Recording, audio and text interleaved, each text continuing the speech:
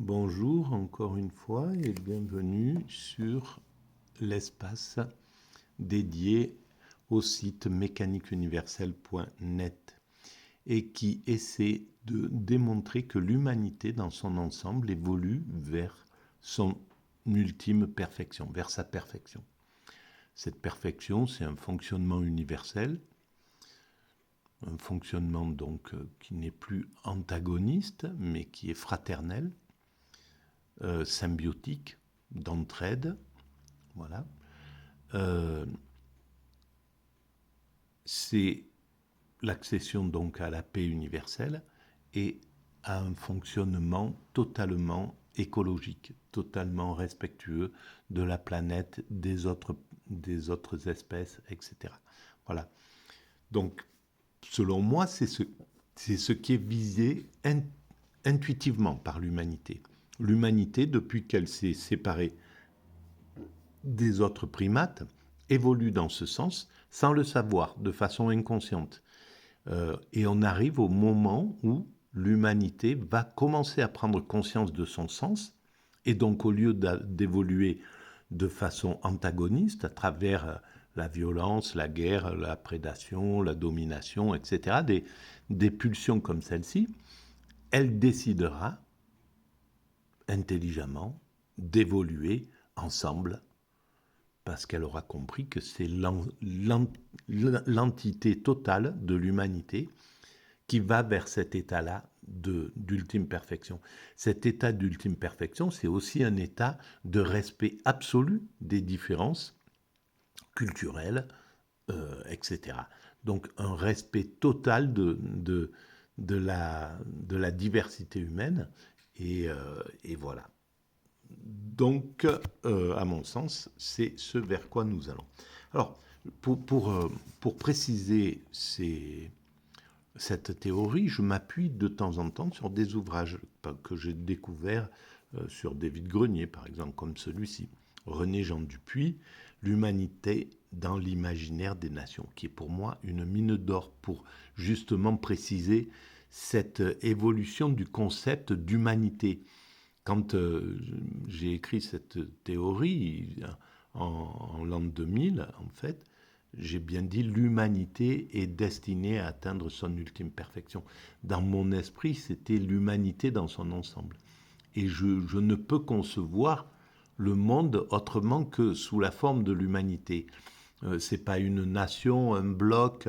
C'est pourquoi je suis critique vis-à-vis de ma nation, du bloc dans lequel je me situe, c'est-à-dire l'Occident, etc., etc.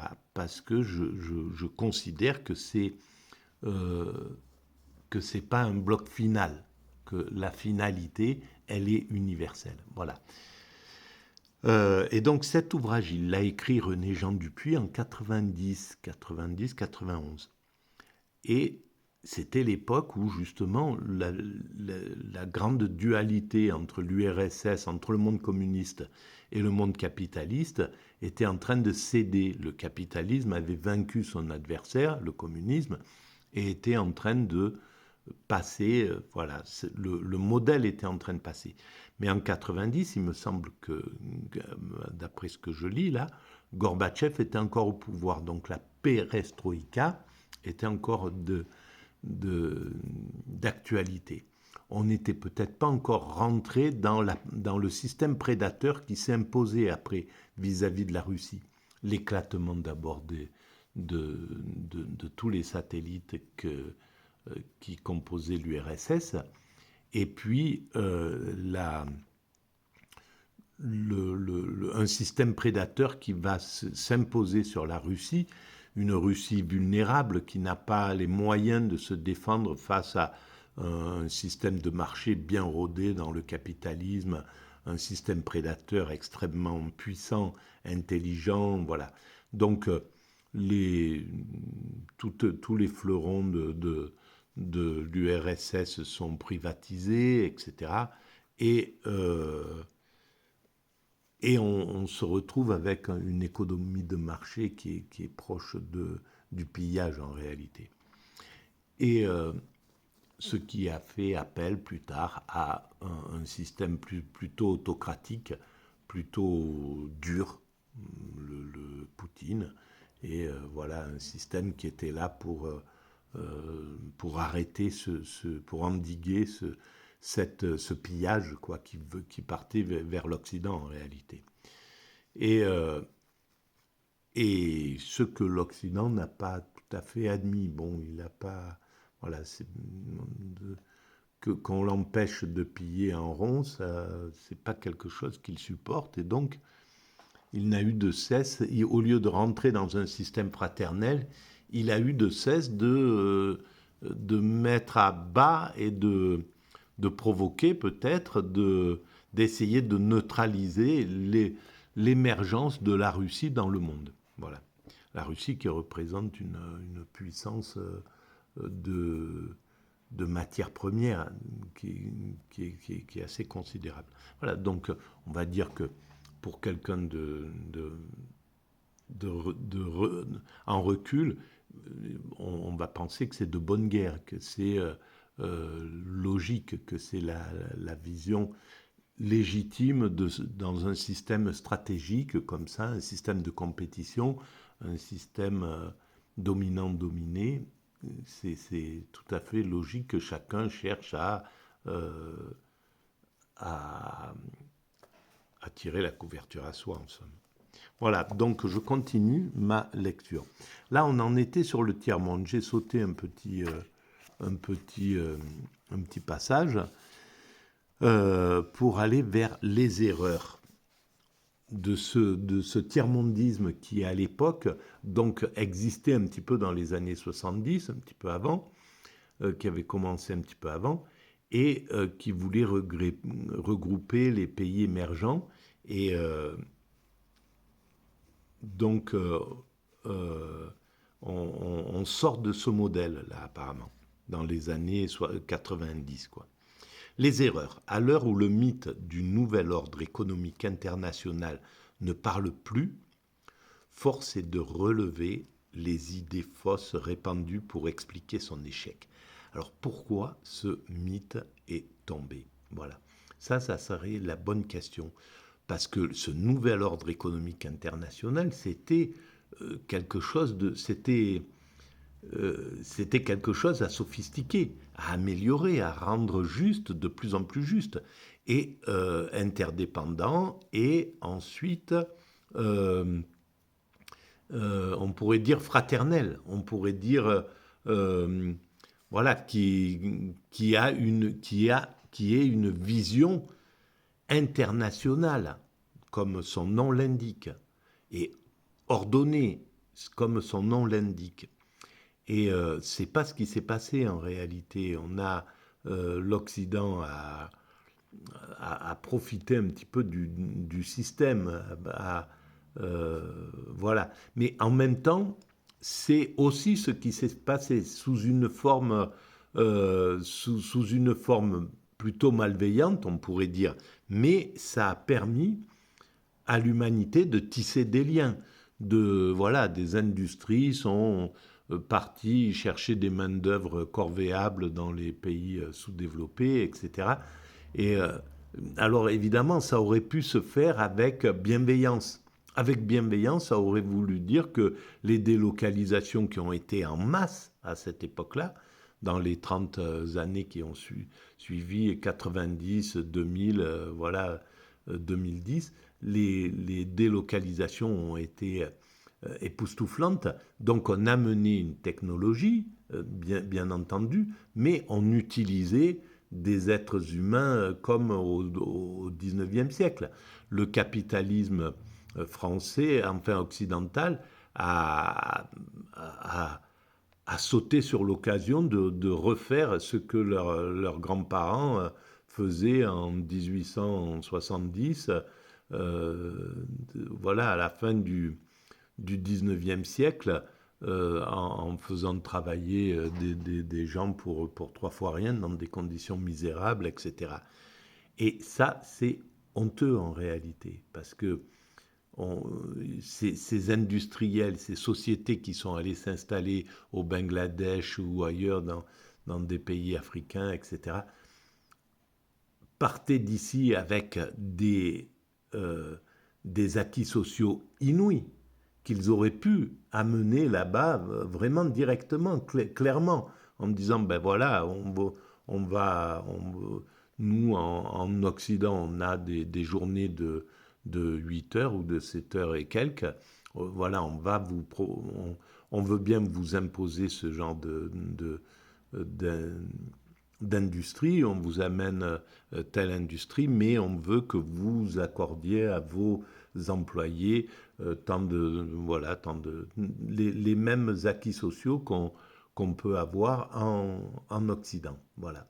Il faut tendre vers cette chose-là, même si ça ne se fait pas de façon brutale pour pas, etc. Mais le but, c'est celui-là, c'est d'apporter ce que nous avons et non pas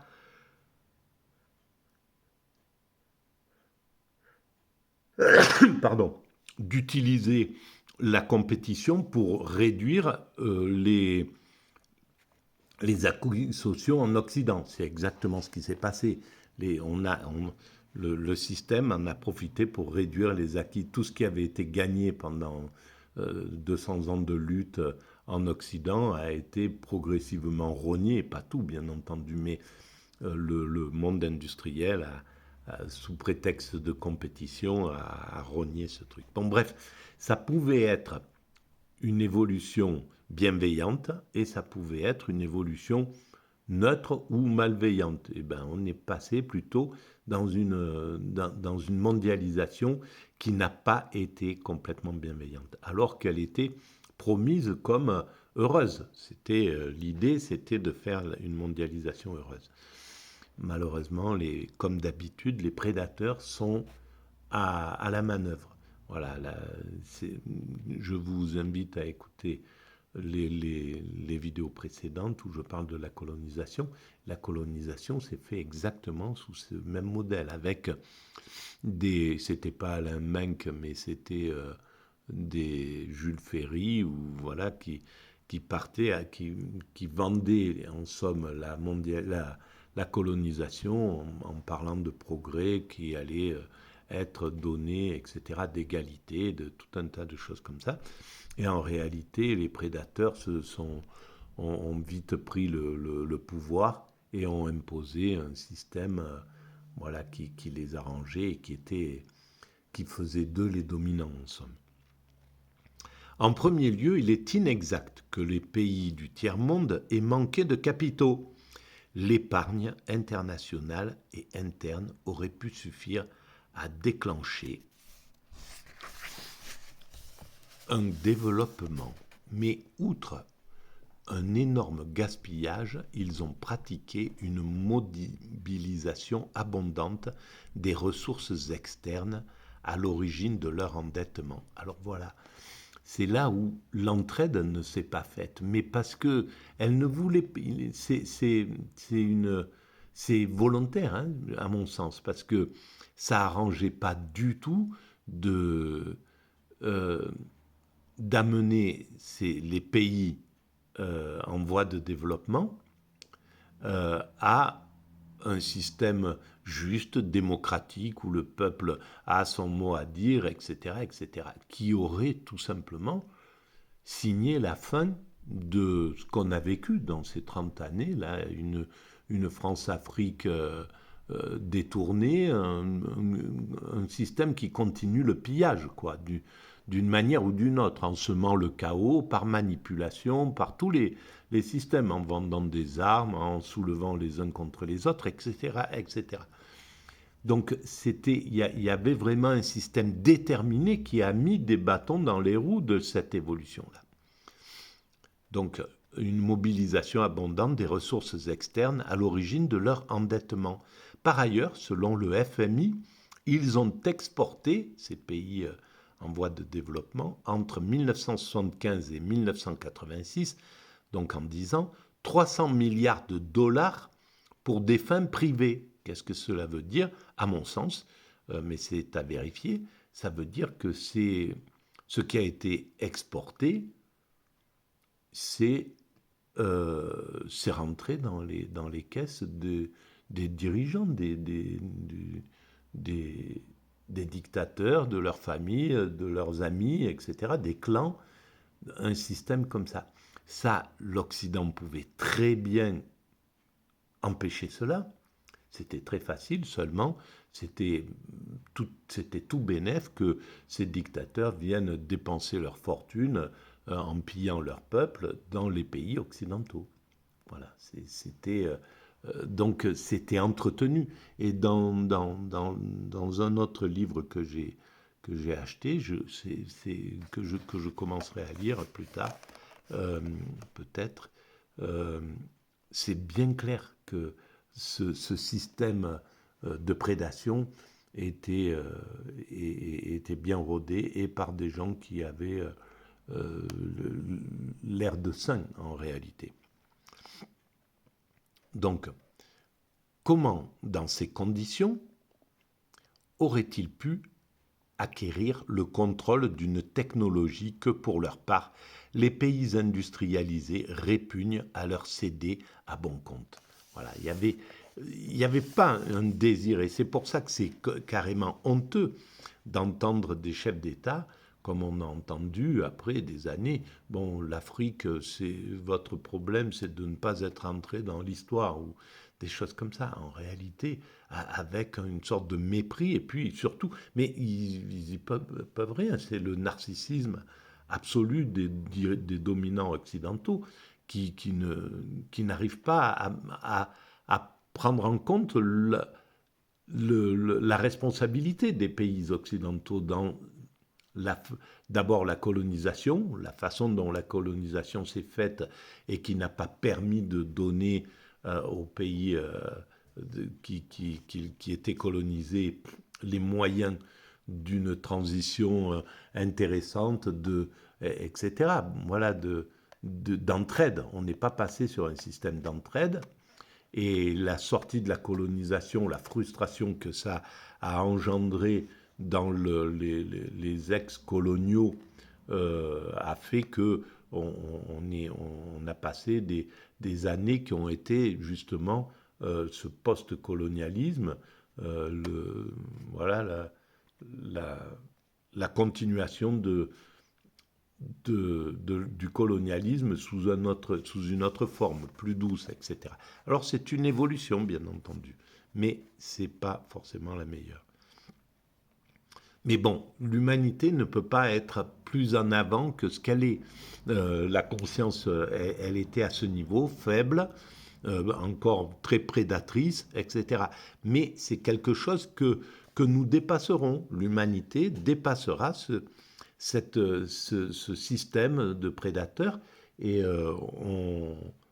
on parviendra à juguler cela, bien entendu.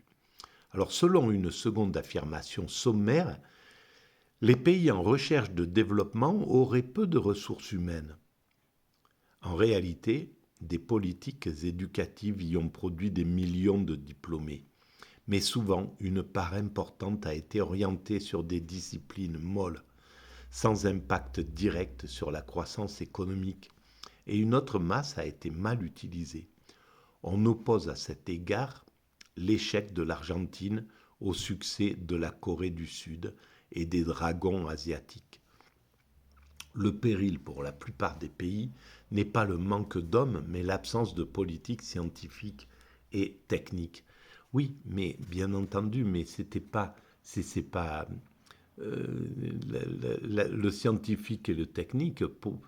Ça ne concerne pas tout le monde. Pourquoi? Si on respecte les spécificités de chacun, chacun va aller dans ce qui est le plus proche de ce qu'il apprécie, de ce qu'il aime.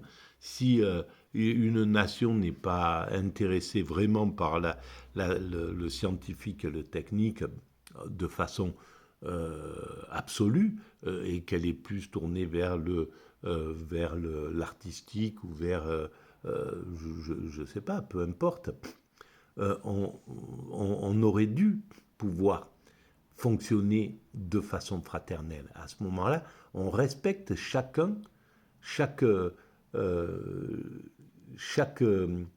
civilisation, chaque système. Voilà, on est différent et cette différence, cette diversité, elle est fondamentale pour l'évolution de l'humanité. Il n'y a personne qui est en dessous, on est tous différents, on n'est pas de plus haut, plus bas, etc. Dans l'histoire de l'humanité, c'est comme ça. Et les différences qu'on met, c'est parce que on a décrété que la technologie, c'est le pôle sur lequel on voit le développement d'une civilisation. Non, ça ne marche pas comme ça. C'est un des pôles, mais ce n'est pas le pôle essentiel. Le développement spirituel est plus important que le développement technologique au niveau humain, au niveau de l'humanité. Voilà. Et donc, dans ce cas-là, les civilisations traditionnelles comme l'Inde ou comme l'hindouisme, comme l'islam, sont beaucoup plus développées spirituellement que, que l'Occident.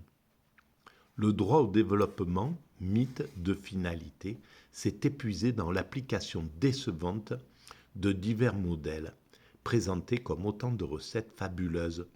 Total fut leur échec. Ils sanctionnaient l'inadaptation de méthodes fondées sur un mimétisme d'inspiration soviétique ou occidentale. Voilà exactement l'erreur. C'est-à-dire que le narcissisme des deux côtés, soviétique, autant soviétique qu'occidental, a fait qu'ils se sont crus supérieurs en disant regardez, c'est nous qui avons, c'est notre modèle qui est le bon, faites comme nous. Voilà, sans tenir compte des spécificités de chaque civilisation. Voilà l'erreur. Et là, on peut mesurer qu'en fait, le narcissisme était aussi développé en URSS que celui qu'on rencontre dans le capitalisme. Rares sont ceux qui ont saisi le passage entamé par le monde actuel d'une ère industrielle établie sur le capital et la main-d'œuvre à une civilisation de la connaissance dans laquelle les matières premières perdent de leur valeur. L'économie devient immatérielle, alors que 250 tonnes de cuivre étaient nécessaires pour obtenir 30 000 communications téléphoniques. C'est incroyable.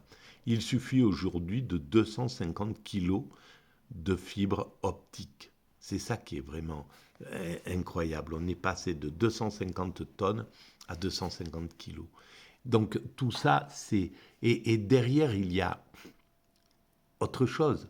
Voilà, c'est là où, si on était fraternel, eh bien, le monde qui s'intéresse à développer la fibre développera la fibre, évidemment, pour l'humanité. Mais en échange, il aura, voilà, il y aura, c'est quelque chose qui se ferait de façon vraiment fraternelle. C'est juste le fait de ne pas piller, le fait de pouvoir donner, fraternel et altruiste. Nous avons découvert ça, on vous en fait profiter. Vous avez ça, vous avez découvert ça, vous nous en faites profiter, etc., etc. Ça se fait, mais à travers la prédation, à travers les pulsions, à travers la compétition féroce, etc. On conçoit la dureté du coup porté à des pays comme la Tanzanie ou la Zambie, dont le cuivre constitue la ressource principale. Voilà, alors ce qui veut dire qu'il faut, il faut accompagner. Mondialement, c'est un système mondial qui doit pouvoir dire, ben là, voilà, on doit passer d'un système qui avait, dont toute la base de ressources était le cuivre qui était extrait de ces mines. On passe sur un autre modèle, on va accompagner tranquillement ce modèle-là vers quelque chose qui permettra exactement à ce pays de vivre heureux, bien, etc. Et s'il n'y a pas quelque chose, ben l'entraide fonctionne tout de suite. Voilà, sur tous les plans.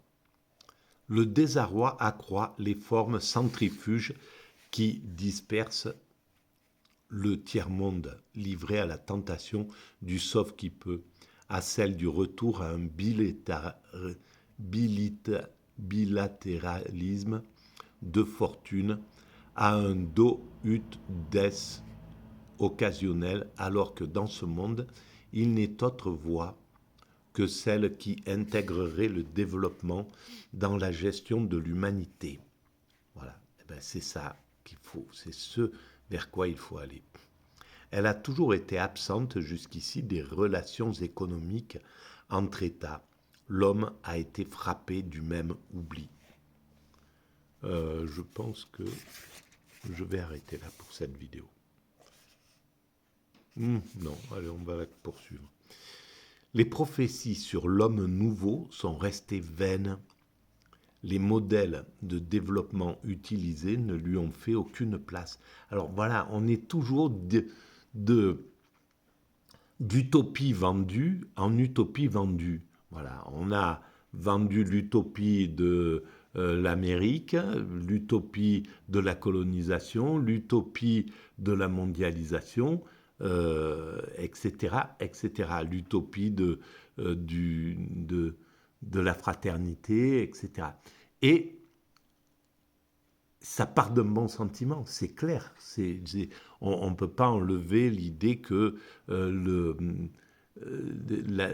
grande partie de la philosophie de l'Occident était universaliste, était généreuse, était désirait vraiment un partage, un système symbiotique, etc. Après, que ce soit toujours les violents qui l'emportent jusqu'à présent, c'est un fait. Mais c'est la vie qui est comme ça. Pour l'instant, c'est l'évolution. Les modèles de développement utilisés ne lui ont fait aucune place à cet homme nouveau. Il est courant de rappeler que la conquête de l'indépendance nationale ne s'est pas doublée de celle de la liberté individuelle.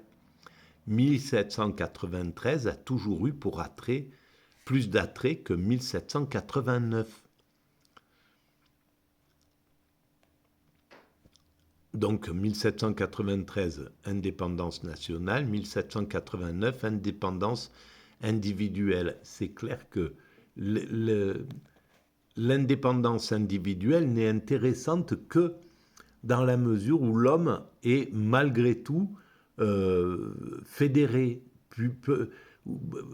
où il n'est pas totalement isolé des autres hommes, parce que sinon il ne peut plus se défendre sur un système prédateur. Donc, au fond, la liberté individuelle n'est valable que si on ne stimule pas l'individualisme à outrance, de manière à désolidariser les hommes entre eux. Quoi qu'il arrive, ça ne fonctionne pas. On le voit là, actuellement, avec l'essor des gilets jaunes, et puis ça s'est répandu, ces révoltes, dans le monde entier, en fait. Et là, elles sont en train de reprendre du poil de la bête. Et donc, le système est en train, pareil, de fraterniser. Donc, le peuple, à un certain moment, si on le rend individualiste, égoïste, etc., etc., il s'en rend compte et il finit par manifester le fait que c'est pas sa vie, c'est pas ses choix. On lui impose des choix qui ne sont pas les siens. L'invocation constante des droits des peuples a eu pour effet d'occulter les droits de l'homme. Dès lors que les premiers sont réputés satisfaire les seconds, ils aboutissent à poser le primat de l'État, puisque tout peuple est censé espérer en fonder un. Et malheureusement, derrière, ce qui est en 1991, quand donc René Jean Dupuy écrit cet ouvrage, l'État était encore dans sa puissance. Mais l'État a été déstabilisé par l'oligarchie. L'oligarchie ne voulait pas d'un État suffisamment généreux envers ses concitoyens. Donc il s'est organisé pour piller les trésors de l'État, c'est-à-dire les trésors du peuple en réalité. les fleurons du peuple, pour privatiser, etc., et pour maltraiter les ouvriers. Chose qui a conduit à ces deux explosions dont je viens de parler. Singulier détournement qui permet à l'État, par sa seule existence, de prétendre combler les désirs du peuple en lui garantissant l'indépendance et ceux de l'individu réputé trouver la liberté dans la souveraineté nationale. Confusion aggravée lorsque celle-ci est exercée par un parti unique, incarnation militante de cet unanimisme. Le système tend au totalitarisme ou à un despotisme qui, rétablissant la conception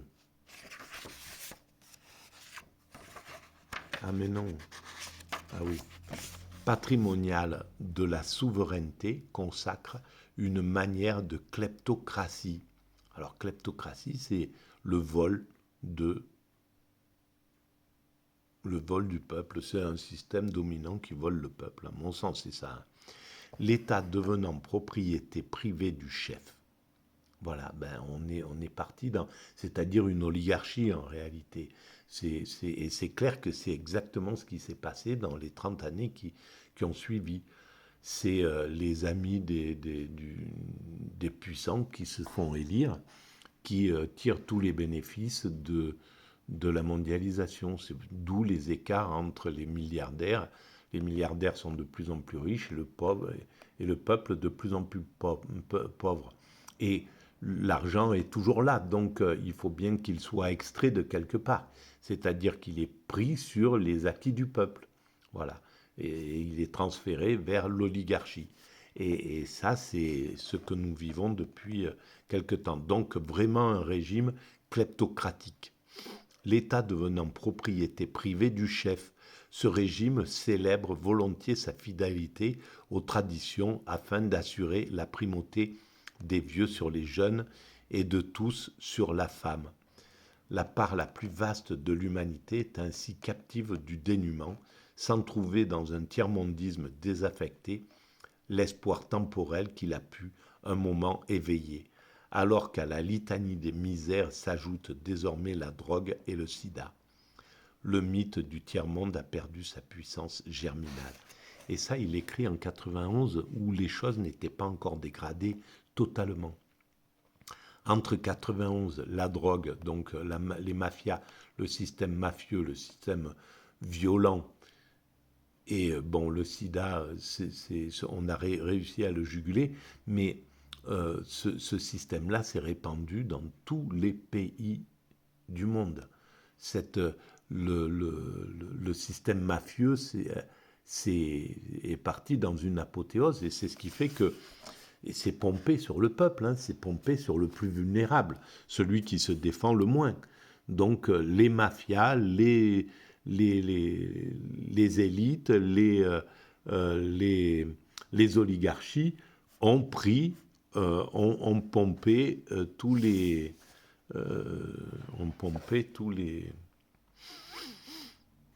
ont pompé sur les acquis du peuple, et donc ont appauvri les peuples progressivement. Voilà. Et le marché, évidemment. Donc, j'arrête là pour cette vidéo. Je vous remercie de votre écoute et on passera sur un dialogue difficile. À bientôt.